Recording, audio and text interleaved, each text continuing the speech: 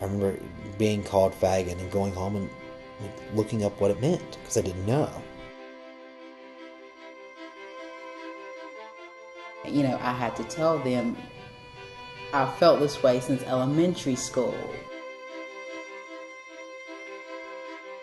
I would not be supported by them because they don't support queers. I was strong enough to handle myself, but there are people out there who are not that strong.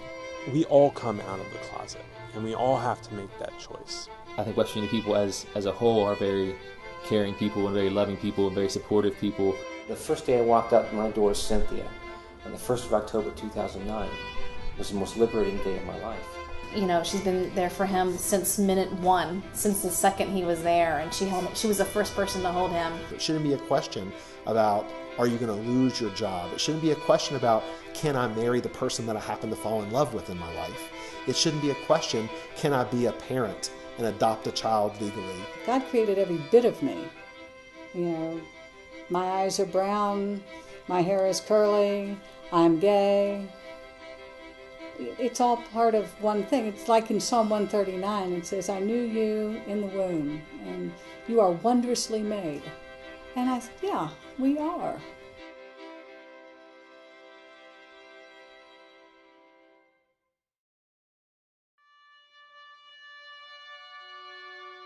Patty is just a person that everyone loves.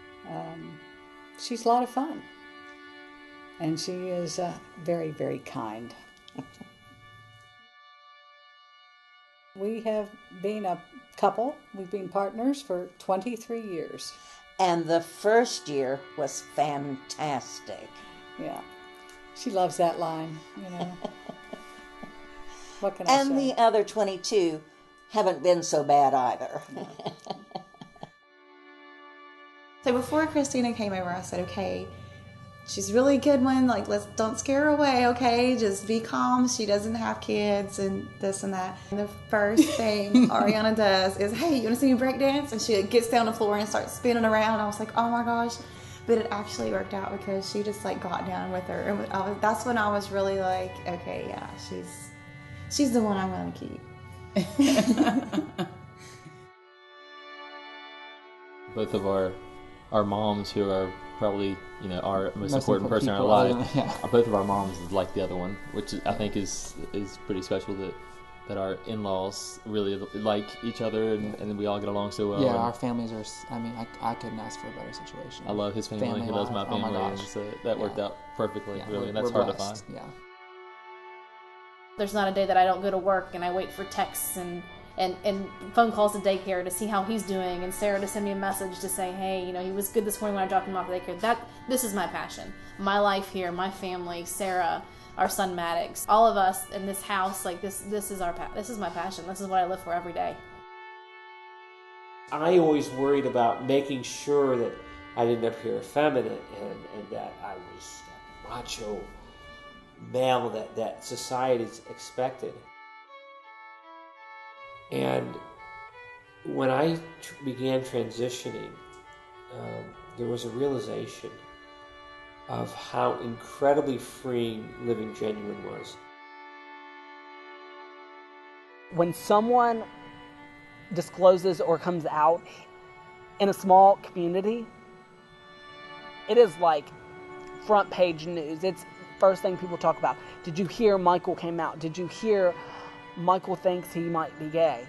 I shouldn't have to hide who I am, what I am, because of being scared. Growing up in a small town, I didn't know any better. I thought this was normal. It didn't take long for it to become in my brain as something that I deserved, that something that I brought onto myself. This kid just came out of nowhere, and he started verbally attacking me and saying just, you know, reprehensible things about death and, you know, how I should be killed and how I shouldn't be allowed to teach and how the university should fire me and all of these things. And we're in a crowd of thousands and no one says anything. I went through high school and college and law school without really being out to anyone. The closet I lived in was totally within myself. And once I got out of that, I started on a much different path. My involvement in advocacy behind the scenes led me to this point, because there comes a time when you have to be able to go into the caucus room as an openly gay man and talk to them as an openly gay person and let them understand how important it is the issues are to the 35,000 gay West Virginians. We, even before getting pregnant, had to meet with a lawyer, and we had to really start to prepare and protect ourselves as parents. Second parent adoption protects our family unity, really. I mean, as a whole. If something were to happen to Carrie, it legally gives me rights to continue to provide for Maddox. It's hard because we can't, don't claim taxes together.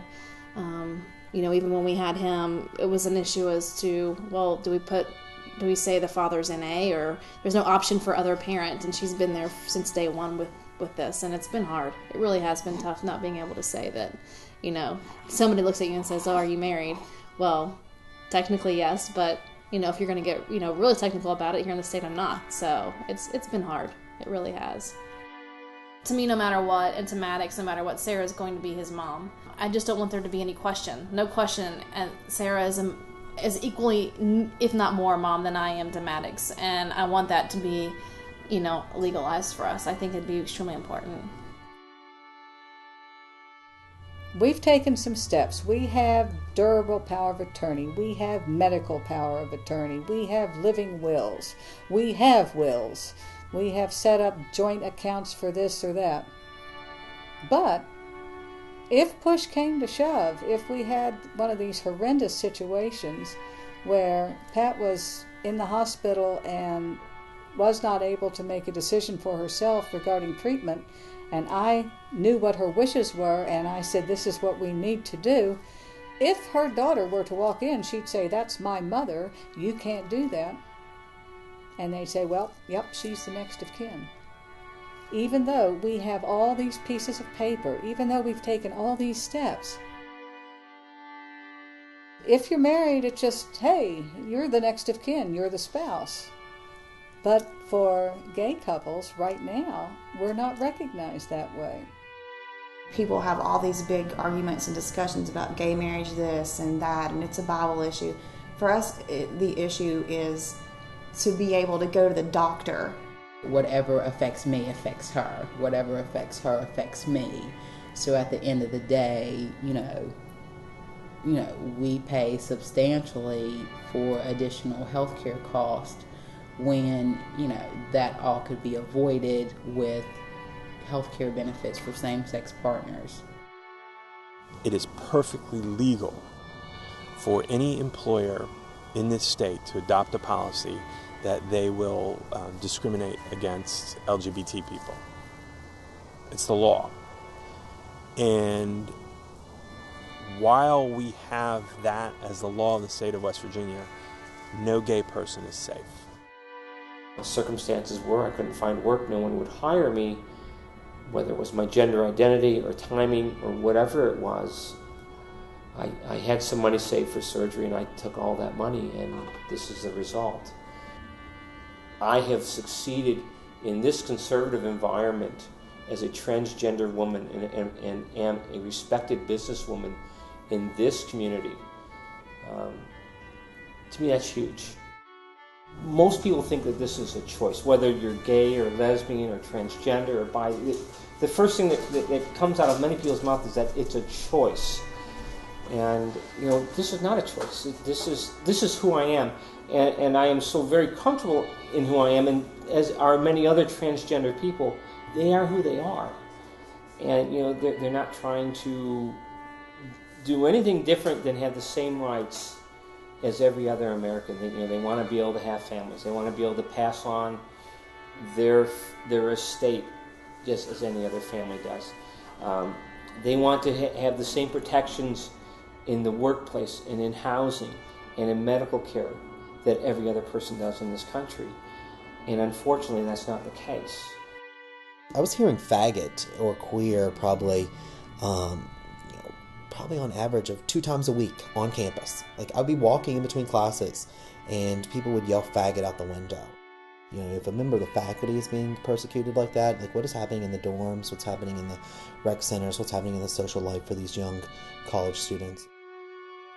I'm committed to this state. You know, I bleed the gold and blue with Mountaineer pride, and just happen to be gay. We struggled back on June 20th, 1863 and before to break away from an oppressive state that wanted to encourage slavery. And we said no in West Virginia, that we believe in the equality and in the humanity of every man and woman. And it's no different today. It's time in West Virginia that those of us who can and who've reaped the rewards of growing up in West Virginia, who've been educated in West Virginia, who have been loved in West Virginia, that we give back to our community of West Virginians who are in the LGBT community. The best thing that you can do is to live your life openly. And that's always been our philosophy at Fairness West Virginia, and that's been my philosophy now for many, many years. We need more and more positive gay role models getting out in the community and being good examples of someone who's gay to people that haven't had any exposure to that. So several of us in the community have talked about the need for a men's choir. We've been very fortunate to have people open their doors to us, churches let us come sing, and so that's just another example to me of how Charleston and West Virginia is slowly making steps in the right direction. Here in Fairmont, I found friends that accept me for who I am, roommates who love me and want only the best for me. My family's still not 100% behind me, but I see improvement. I believe in myself now, because other people believe in me too. We've gone from literally 8 people in early 2009 to now over 8,000, pushing 9,000 individuals who we're in regular contact with, who care about equality and care about fairness. Whenever we started this thing, we didn't know if 8 people would turn into 12 and it would stop there, or if it would go to 24 or 50 or 100 or where it would go. But I don't think that any of us really thought that we, in 4 short years, would be closing in on 10,000 people probably this year who we can count on as supporters. If you believe in the American story, if you believe in moving forward, if you believe in West Virginia, and nobody's doing anything, you have to get up and do it. You have to get in the car and drive 330 miles each way to Charleston. You have to give your money. You have to knock on doors. You have to be willing to be out. And we all have our own story, and so fairness for me is just being kind to one another.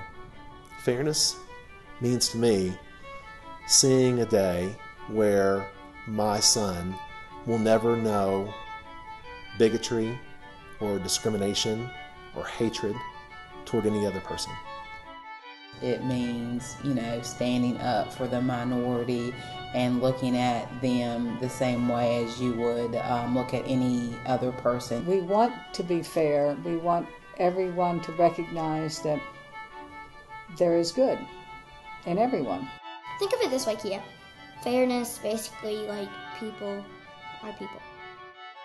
Fairness also means that you can't be judged or discriminated against for being who you are, being the person that you are. We might live a little bit different lives, but we're the same. It's equality. It's fair. It's what's right. That's the fight. The fight is we want the same thing everyone else has. We don't want anything special. We just want to be considered the same. My definition of the word fairness is love. Just love.